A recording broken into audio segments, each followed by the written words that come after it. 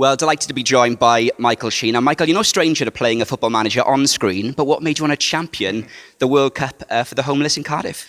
Well, I've been involved with an organisation called Street Football Wales for about 4 or 5 years now. And they're operating out of the Swansea area, but for the whole of Wales. And they organise football leagues, tournaments for people who have experience in homelessness or social exclusion of some kind.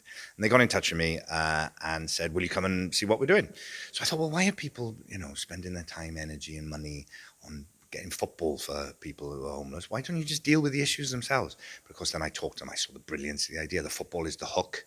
You get people in, you can get services to them. It inspires confidence, health and well-being. Suddenly you've got a bit more of a social network, and you start to see people's lives being changed by it. So then I went off to the Homeless World Cup. Happens every year in a different host nation. Each organisation, like Street Football Wales in different countries, sends teams, men's and women's teams, to the Homeless World Cup. I went to Oslo in Norway a few years ago, travelled with the Welsh teams, sat with the Welsh team, supported, we would support the men's team or the women's team when they were playing, sang Oh Fluffy Sheep, which was the unofficial anthem of the Welsh teams. And I saw what it can do for people. I saw what happens when someone, it doesn't matter whether you're Gareth Bale or you're someone who, has been living in a tent on Queen Street, you put that Welsh jersey on, suddenly you're representing your country. That can change someone, I saw someone who had never scored a goal before, score a goal for their country, a woman, in the women's team in Oslo, and I saw that transformation on her face. I mean, it was one of the most powerful things I've ever seen. And I knew a bit of her story. She told me the sort of struggles she was going through, the trauma she'd experienced, and seeing her score that goal with the Welsh jersey on her, it was unbelievable. So I thought, why can't we bring this to Wales? We pride ourselves on welcoming people. We'll keep it welcome in the hill, on the hillsides and the valleys.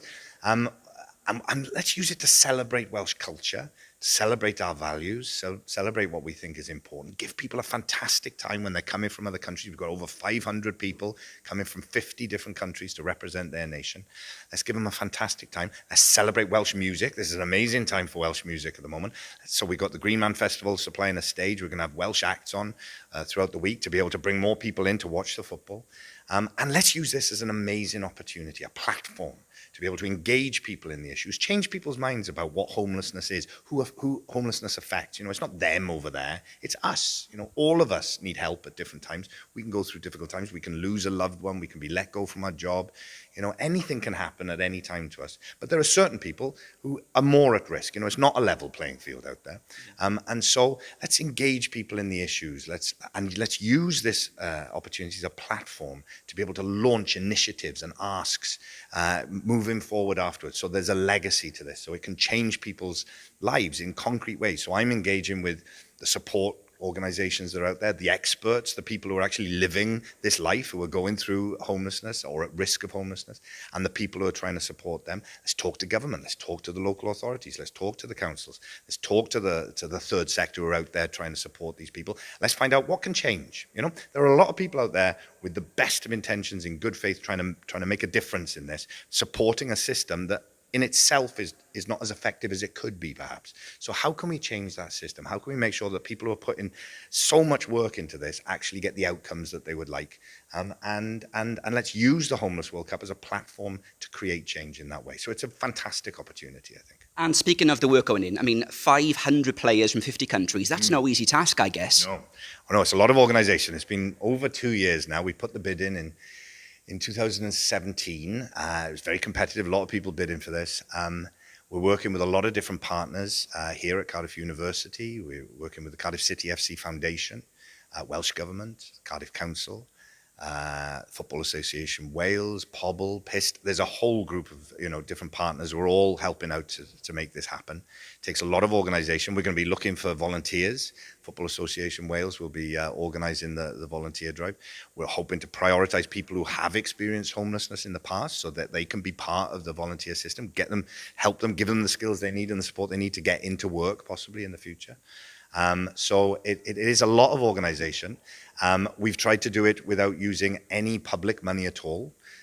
So that's taken extra work and more expense. We're looking at individuals to put the money in, but it's worth it because it's worth it to bring it here and to do it in a way that will make a big change. So it's very, very exciting indeed. And you touched earlier on the music element of the Green Man Festival. What can you tell us about the act's possible lineup as well? Because I know the event itself had support from the likes of Coldplay and some other big names. Can we expect some big names supporting the event? We can. I decided that I wanted it to be all Welsh acts. I think we're going through a bit of a golden age with Welsh music, particularly Welsh language music as well. So there will be familiar names, and there will be names that might not be as familiar, but I think will become more familiar over the next little period of time. We're going to announce those names as we get closer and closer to the event itself. But it's going to be brilliant. There's going to be at least 2 acts per day taking part on the Green Man stage there. And I'm very excited. I went through a fantastic period of time where I was able to really explore what's out there. I knew that it was an exciting moment in Welsh music. And so I went out and started listening to bands and getting some advice. And it's been amazing. It's opened my eyes to all kinds of bands. I'm really excited about them. I can't wait to listen to them live. And we've heard lots in the press lately about the homelessness situation across the UK. What's your view on the current situation here in Wales? Well, I think, you have to look at the positive and the negative in Wales. We've seen, I think, on the streets of Cardiff here, there's been a lot of, talk and controversy about the tent situation and the way it's been handled and that kind of stuff. And I think, ultimately it is shameful that we as a nation, as a country, are still seeing this kind of going on. I don't want to see anybody living on the streets. I don't want to see anybody feeling at risk of homelessness and not getting the support they need. So there's all kinds of contributing factors. We've been living through austerity policies now for many, many years, wage squeeze, not being able to keep up with the cost of living, welfare reform. You hear again and again when you talk to people who are dealing with these issues about universal credit and the effects that's having on people. The lack of social housing, there's a lot of contributing factors. Here in Wales, things that have made a difference and that can make even more of a difference moving forward are things like the Housing Wales Act from 2014. That means that anyone who presents themselves to the council saying they need help is guaranteed that help as long as they're valid to have public funds. That is a big help. And talking to people who are trying to do something about this, I hear more and more the positivity that people have about an approach that's known as housing first, which could be revolutionary. The idea that in the past, people had to somehow sort out all their needs, all their problems and issues before they could be put in a house. Housing First says, no, you prioritize getting people into secure accommodation first, long-term secure accommodation, and then you give them the support they need to stay there. Because it's not just as simple as there are people on the streets, there are houses, you put the people in the streets and the houses, job done. It doesn't work like that. People find it difficult to stay in the house once they're there. They need support. There's a lot of mental health issues going on. There's a lot of different complex issues going on. You need to give them long-term support to stay there. So something like the Housing First approach, using the Housing Wales Act and pushing to get more social housing available, I think could solve a lot of this. The numbers of people that we're talking about to do with rough sleeping, street homelessness, what the general public tends to see. We're not talking about massive numbers. This is solvable. We can do this. Yeah. The bigger numbers come with the people who are at risk of it. So then it's about putting funding and support into preventative measures. Don't wait until it's a crisis. Get in there earlier. Go into schools. Find out people who are at risk, possibly further down the line of becoming homeless, and give them the support they need earlier. People coming out of the care system. It's shameful that the percentage of young people coming out of care who then experience homelessness. It's unbelievable. We need to get in there. There's an obvious, ask there. Get in there and give them the support they need. People talk about that they leave care. They say, no, care left me. Yeah. So let's support them. People coming out of prison, people coming out of the military, that kind of stuff. It's about being preventative. And then making sure that when people do get a house, that we give them the support they need to stay there. Because that is far more cost effective than this revolving doors thing of people getting into a house, not being able to sustain it and stay there, being back out on the streets and going round and round again. Saves a lot more money if you can give them the support they need to stay in that house once they get there. And this event's got far-reaching consequences right around the world. There's the story of, I think it's Alan Solomon in his late 20s from India, who has now become a huge name over there thanks to, taking part in an event like this. Can we expect maybe some of those taking part this year to be the future stars of football? Well, this is the amazing thing about the Homeless World Cup. Literally anything is possible. You can see people's lives being changed by it, And so who knows where it can lead? You know, my life was changed by it. Going to watch the Homeless World Cup, seeing the people taking part in it, seeing the effect it has on them, hearing their stories from them firsthand.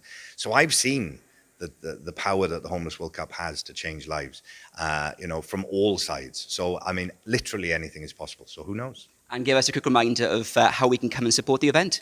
Well, so it takes place in Bute Park, next to Cardiff Castle, from July the 27th to August the 3rd. It's free. Anyone can come down, take part, get involved. There'll be football every single day. There'll be music. There'll be a debate tent where you can engage in these issues, talk about it. There'll be some, you know, serious, passionate engagement with it, but there'll also be light-hearted comedy things as well. So come down, get involved. There's a volunteer program as well. We're going to prioritize people who have experienced homelessness or social exclusion in some way. But, you know, the Football Association Wales are doing the volunteer program. So I would love everybody to apply for it, you know, get involved, come down, find out about the different organizations that are involved in it, see what you can do to support them. But come and enjoy it, July 27th to August 3rd.